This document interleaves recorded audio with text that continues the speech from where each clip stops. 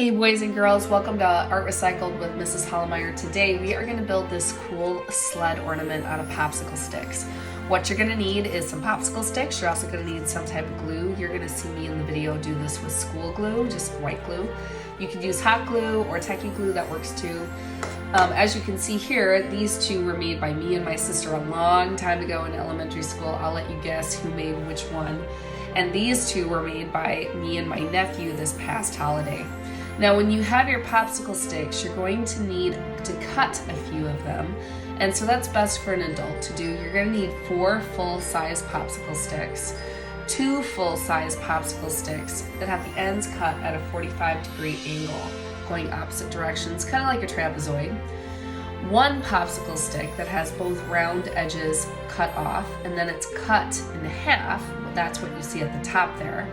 And then 1 popsicle stick that has both ends cut at a 45-degree angle, but it's a little shorter than those 2 full-sized ones. Once you have all those pieces cut and you have your glue and your markers, you're ready to get started.